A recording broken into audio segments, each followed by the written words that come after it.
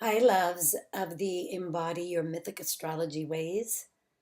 I'm doing this video for you as a tutorial in how to create your own astrology chart. This enables you to not only create your natal chart, but also to create a chart on any given day, which will show your natal chart along with the transits for that particular day. And transits are where the planets are today. The natal chart is where the planets were the moment you were born. So the beauty of this tool and these websites now allow us to draw up our own charts. In ancient days, and not even that long ago, you really had to either have an ephemeris, but back long ago, you had to know how to draw this up, which required mathematics and astronomy and all kinds of skills that we now don't need to have. So, one of my favorite sites for all things astrology, and in particular to have all my astrology charts that I do for others and for drawing at my own chart, is astro.com. Astro.com has astrologers associated with it, like Liz Green, Howard Sesportus, and others that have more of a depth approach and depth psychological approach, even psycho-spiritual approach to their astrology. There's lovely, as you can see, it's astro.com. And there's just lots of other information that you can find here, articles, certain astrologers I really like Dana Gerhardt, who does some great reports on the moon and things like that. So there's lots to explore here. And I just want you to have the most simplest video for how to draw up your chart. So I recommend, particularly at the beginning, you go to their homepage. And once you get to your homepage, there's one thing that I do want you to see, which is very cool, is that on your homepage, on the homepage, in the margin on the right-hand side, is a chart where all the current planets are. And this regularly changes. So as I can see here, it says it has all the listings here. Of course, this is at UTGMT time. But in this moment, the sun is at 19 degrees Aquarius, and that is where the dark moon has been, except after this morning, which was the exact point of the dark moon, it is now moved off and is at 26 degrees. The moon is the fastest moving of the bodies of astrology that we use. So you can go here, chart of the moment, and this also gives you the visual of this. Now again, remember, this is not your personal chart. It is a chart that shows you exactly where things are. In fact, if someone was born in this exact moment, this is what their chart would look like. So without going into too much around that, because I don't want to confuse anyone who is just beginning with astrology, we'll then go to where we go to manage our chart. Now, with this site, to do this, you will have to register with them, but they do give you, it's free to register, and they will give you a certain number of free charts that you can draw up, which is very fun, because you can draw up your partners, your children's, your best friend, your enemy's charts, and really see what's going on here. So now I'm going to go to free horoscopes, and actually I'm just going to, even though this gives it, I'm just going to go to free horoscopes, and I'm going to click on this. And when I go to this page of free horoscopes, I just, again, lots of fun stuff to explore. But where I'm going to go is all the way down to the right-hand side to the extended chart selection. And here is where, of course, I have my information here. So it's got my name in along with zillions of people's charts who I actively work with. So, but the way, what you're going to do at some point in this process as you go through this, this is going to say register for the site for you to be able to add and add a new person. So we're going to pretend that we're adding a new person. This is the page that will both tell us We can date things. You could date things to the past when something really big happened to you when you were a child or a teenager. And you can date things into the future. So that's the great thing. You can just do the date. Otherwise, when you open this, it will naturally default to today's date. It's already moved to February 9th, even though I'm still in February 8th, because it's timed to UT time, which is over in Europe. So that's something to know, and I'll speak again about that. But first, let's just go and see what that looks like when we add a new person. So here we go. And I'm just going to pause this for just one moment.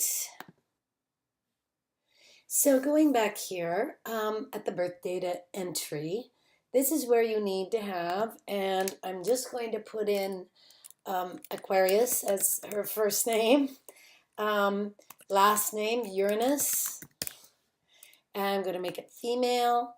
I'm going to date this for well, if it's Aquarius, it's going to need to be, I will do, maybe I will still do February 8th, February, but I'll put it to my year, 1957. Now, this is where you need to have exact time for birth data, and you might, this is where you need to encourage people. They have to find their birth certificates, talk to their moms, really get this exact information, and this is what you need to do too. Unfortunately for me, my records were burned. The hospital had a fire, and that was back before there were computers. But through figuring it out with my mom and also seeing my outer nature or my ascendant, which isn't just my outer nature, had a quality and characteristic around Aquarius rather than Capricorn. We figured it out that the closest number we could come was to 1:20 p.m. I was born in Canada, and I was born in a very wee town in Alberta called Wetaskiwin. Now, the beauty of this is they have an incredible database, and whatever town you put in will often immediately show up. And yes, in fact, I was born in the province of Alberta, and it gives all the degrees, latitude and longitude degrees, which we don't have to know, thankfully.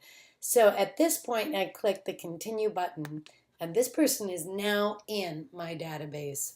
So all of it's figured out, and then this is where we're going to add things. As you add people, they'll show up here. This is my partner, and so he shows up here as a secondary, but I could also put other people as that person there. But honestly, I work with singular charts most, so I don't use this window very often.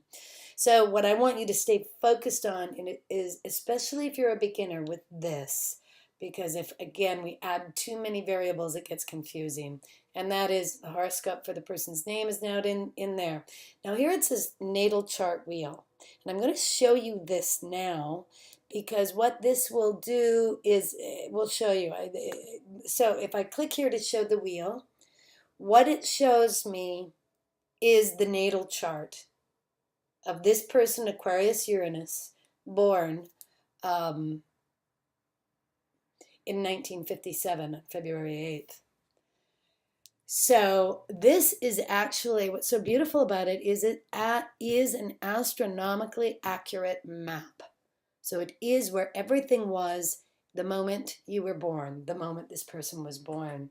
And so in the heavens, we look up and we look out, and on the horizon, on the rising part of the horizon, is the constellation of Cancer. What is setting on the other side of the earth, as it's going down in the zodiac, the big zodiac wheel goes now underneath the earth, and what is called our descendant, this is called our ascendant, is the sign of Capricorn. What is overhead, the constellation that's overhead which is considered, the MC, the midheaven, is Aquarius. And what's beneath me, underneath the earth, the constellation Leo. So anyway, we'll go into a little more of that. But the main thing is this is our chart, and this is an accurate picture. So there's a lot that we learn from our chart. And in fact, maybe I will stay here for just a moment. One thing I want you to be aware of is that in our charts, the way the planets move is in a counterclockwise position in movement. So it starts here, and this is the first house, and you'll see these little numbers 2, 3, 4, 5, 6, 7, all the way around to 12. And this is the way the planets move when we're looking at the chart. So it's just a whole orientation. Are we looking at the chart? Are we looking out from the middle of the earth and looking out? So that's why it works this way. But again, all you have to remember is that the planets and signs move in a counterclockwise position, rotation here. When we have a retrograde, they move right. They're moving in the clockwise position on the chart. So that's one thing to know. The other thing is as we can see, this is all marked with symbols. So these symbols are the symbols of the constellations in this outer ring. And that is what is considered the zodiac or the zodiac belt. Now, the interesting thing is, just one point that I want to make is though we say our moon is in this case, at 0 degrees Gemini, it really isn't in the constellation of Gemini. But from our orientation on the earth, when I look up to the sky and I see the moon behind it, and in its backdrop is the constellation of Gemini. And that's how the ancients orientated themselves around with the chart and the sky and where they were on the earth.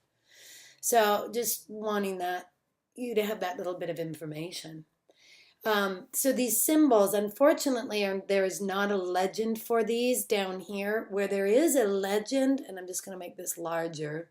I have a lot of things besides the planets. I also have on here quite a few asteroids that I work with, either with myself and sometimes on other people's charts. So this is kind of squished. But what we see is that this is the symbol for the sun, symbol for the moon, symbol for Mercury, symbol for Venus, Mars, Jupiter, Saturn, all the way down. For we've got true node, or some call it north node, others and south node instead of true node. Chiron, which is an asteroid. Black Moon Lilith, which is not an asteroid, but I won't go into it, but relates to the shadow of the moon. I will say that. Ceres is one of the larger asteroids and was one of the first discovered.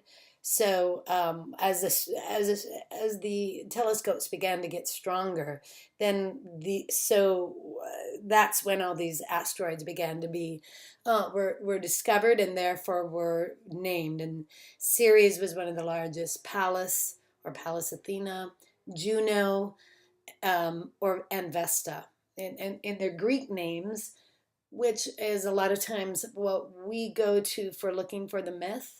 These are the Roman names, but the Greek names, Ceres is Demeter, Pallas is Athena, Juno is Hera, and Vesta is Hestia. So some of you may already know those myths, and it's really great if you do, because you can start understanding the characteristics of what these energies and forces of nature are in us. So this is a legend, wonderful, because now I can go up here and go, oh, what is this funky sign? Wild sign. We look down here and we go, it's Uranus. And there it is, folks. That's our Uranus. And Aquarius Uranus, the girl, the woman Aquarius Uranus, her Uranus is in Leo, which is interesting because mine is, at 4 degrees. So there is not a legend here and I just want to show you what this legend is here. This legend shows us how many planets we have in cardinal signs. Oh, just a minute. Fire signs, air signs, earth signs, and water signs, which are pretty easy to see because the fire is red, air is this golden color, earth green, water blue. And these mean cardinal, which is the first sign of the season, fixed, which is the middle sign of the season, and mutable, which is the last sign of the season. So cardinal, for instance, with Capricorn is the first sign of winter. Aquarius is the middle sign of winter, and it's a fixed. And mutable is Pisces. And so, yes, there are attributes to cardinal, fixed, and mutable, which you can almost get from their names. And then, of course, attributes to the fire signs: air, earth, water. As we see, this person has quite a lot of fire, actually quite a lot of air, earth as well, and water. The predominant is the fire and air. So we can already start to get a little feel for the temperament of this individual. So, and of this chart. So just making this smaller again. Now what I'm going to do is just go over these symbols. You will see these in different places, but I just want you to be familiar with them. So I'm going to start with this ascendant because it is this first house, but it is not, anyway, I'm just going to, yes, I have to be careful not to get into more complexity of what I'm saying. So this symbol is the symbol of Cancer, Cancer the crab. It kind of looks like a crab, and it rules the breasts. Kind of looks like the breasts. So, and it's a blue because it's a water sign. Then we go to this. This symbol is a symbol of Leo. Looks like a lion's mane. And yes, Leo is a fire sign. Virgo, yes, has this M, and what this is. And unfortunately, just in the moment, I've forgotten why that symbol is an M. But what I do know is that this is representing a sheath of corn. And when you learn about Virgo, which it's almost like the earth mother. So it's the harvest, and an earth sign. So it's green. Libra is an air sign, and this is the sign of the scales of justice. Scorpio, the scorpion, a water sign, and yes, you can remember it by that little stinger there. Sagittarius, excuse me, is an arrow, the sign of the centaur, and the arrow shooting for the stars, and it's red. It's a fire sign. Here's Capricorn, the sea goat. This represents its horns. This represents its fishtail. So it's one very complex and beautiful symbol, and myth associated with it. And it's an earth sign. Yes, it's green. Then we have here, which is what we're working with now, Aries. Okay, and Aries is an air sign. These are waves, both seen as the waves of air, but also it is the water bearer. So, and we'll go more into that in the myth. So, and where we are right now today is essentially this person has the sun at 19 degrees Aquarius. Well, it's not today, excuse me, it's 1957, but somehow still got the 19-degree Aquarius sun. So this is exactly where this is intersecting this person's chart in this moment. And here we have Black Moon Lilith at 18 degrees, which are so close, they're merged, which is called a conjunction. So, and quite a few planets and asteroids in Aquarius. This is Pisces, and when you know the myth, the two fish tied together, which represent Aphrodite and Eros, a water sign. Aries, the ram, so there's the horns of Aries, and yes, a fire sign. Taurus, the bull with the horns. Gemini, the sign of the twins, and an air sign, and yes, Taurus is an earth sign. And so we get back here to Cancer. Now, all of us are going to have different signs here that begin the chart because of really it's marked by the time of day that we are born. And that's what situates our houses as the zodiac is moving around, or the earth is rotating, the zodiac's moving. These change approximately every 2.5 hours. So that's why that exact time is so vital, because otherwise all our houses will be off. it will still give us some information, and quite a bit of information. So what you're going to have an encounter are people, or even in yourself in the beginning, where you don't know the exact time of birth. So yes, you won't be able to get the information of where the houses are, which are the areas of life that these drives function in. But we'll see, you can still get just oodles of information that could go on forever. So for instance, my mom, who would be 105 today, or actually 2 days ago, even though she didn't know her birth time, I'm still able to really extract a lot from what the signs the planets and asteroids are in. So that is the most important chart right there, is your natal chart. And natal, of course, means that moment of birth, the exact moment where your head is bridging, coming out, and you're out into the world. And this is your chart.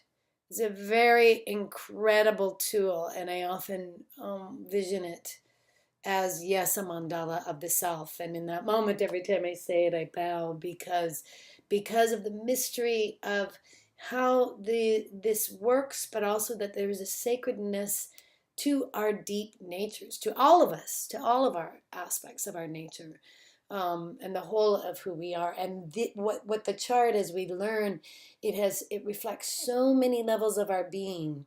So it's not just our personality and identity and consciousness, which you're hearing come out of my mouth in this moment. It includes my instincts, it includes my heartbeat, it includes my unconscious and subconscious. So this is where we can start to see the complexity of our nature, because even though my sun's sign may be in Aquarius, as it is in this chart, and so people go, oh, I'm in Aquarius, but my moon is in Gemini, which gives me a different quality of emotional expression than the sun in Aquarius does. Or my Mars in Taurus, very different than how an Aquarian Mars would be. Mars is the drive of fight and flight, how we deal with conflict. Also, represents our adrenals.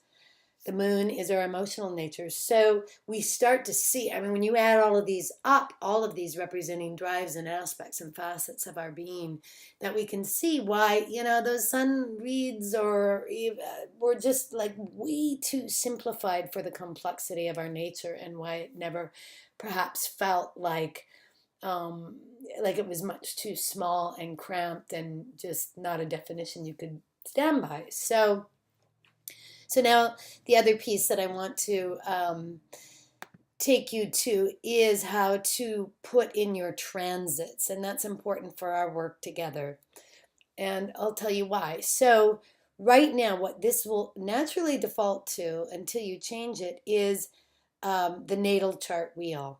Now, when you open this window, as you can see, there's so much stuff here, and you can get lost in it and play with it and have fun. And what I highly recommend is that you begin your study in a way that it's not necessarily narrow, but focuses. And through that, you're able to, first of all, deepen and understand some basic principles that are then translatable to these others, but also learn the myths that then allow you to then look at a chart and go, oh, well, now I kind of understand how this relates. So, but if you try to take on too much at first, you can start to feel lost and not as smart as everybody else. And so I really want you to take care with that. So this is what I want you to do. You open this window and you can go down there, and it just make you blurry because there's so many, but look for the first one with the asterisk. And that is natal chart and transits. So now that comes up here, natal chart and transits with this asterisk. And this is actually where I'm going to show you. I should have taken, I'm just going to take these off. I don't want you to worry about this right now. But it says additional objects. And this is where I include again, taking great care to include too much, but these ones, so you just have to click on them, right? So I click on Lilith. I want Lilith in there. And some of these ones, which are the prominent ones that the astrologers work with, Chiron, Ceres, Pallas, Juno, Vesta, and Eris is one that's often included. So any more than that, again, can start to feel like, wow, there's just way too much information going on here. And even that, it can feel a bit much. But so as you can see now in our natal chart, some of the information has been cleared off because I took some of the asteroids off. But there we have Juno, we have Vesta, we have the one that's written is Eris, we have Ceres or Demeter. And then, but what we notice in this chart is that we have all these green symbols outside in the outside ring. And these are what we call the transits. And what those are where the planets, asteroids, sun, and moon are in this moment. And that's where we can start to see, okay, wow, now we see the sun and moon together because they are a conjunction or merge on the day of the dark moon. And guess what? They are initiating this person's sun. So this is a very big day for this person. Meaning, when I say initiating, we can, there's a few words we could use: activating, igniting. Some of those are very Uranian words, Uranus words. But what they do is create a pulsation. However this happens, I'm not going to get into that, and not even because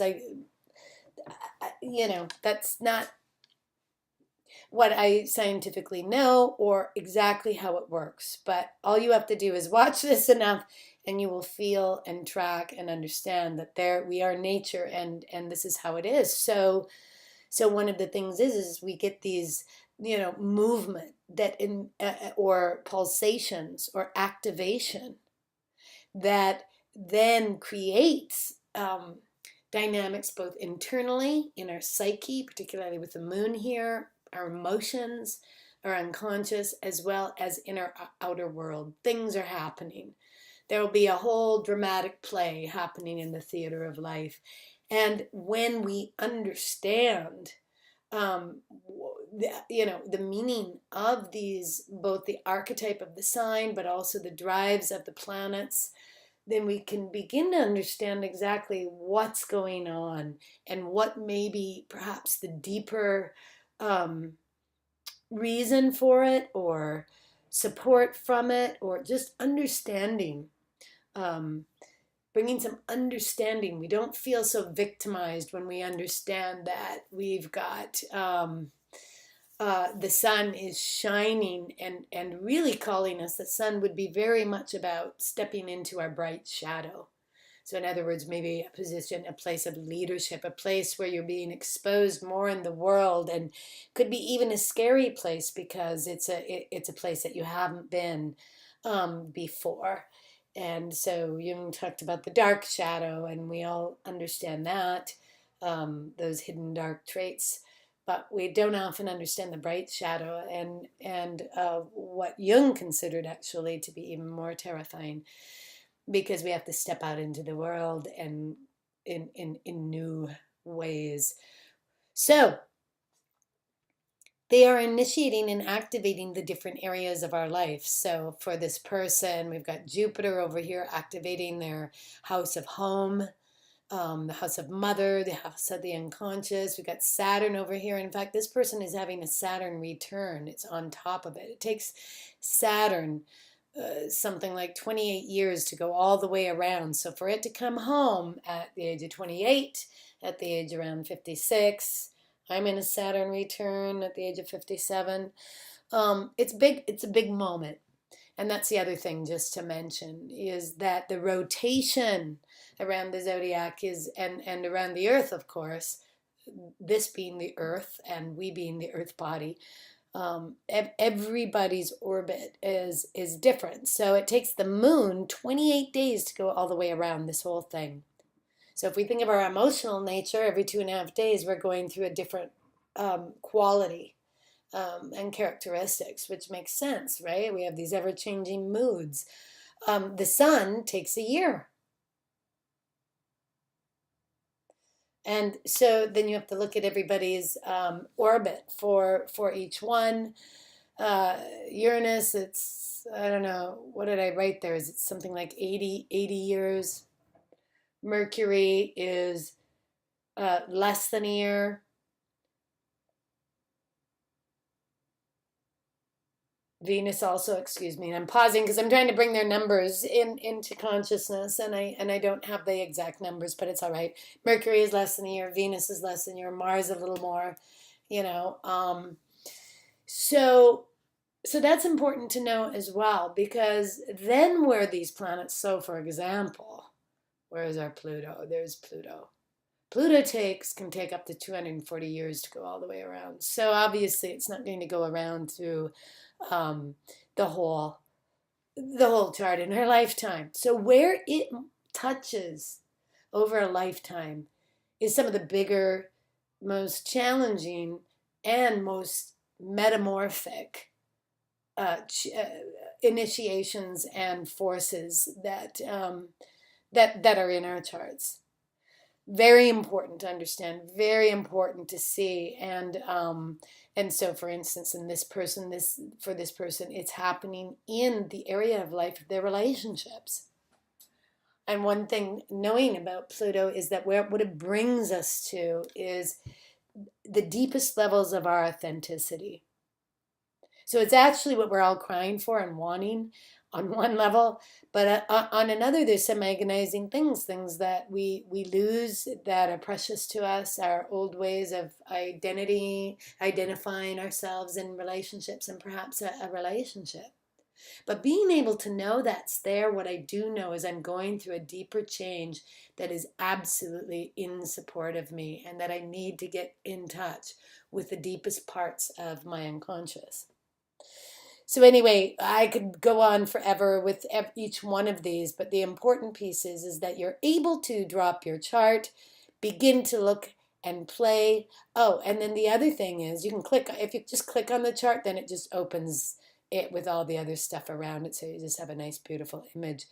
But this is how then I would go here and then right click on my computer and brings up the little window and go copy image.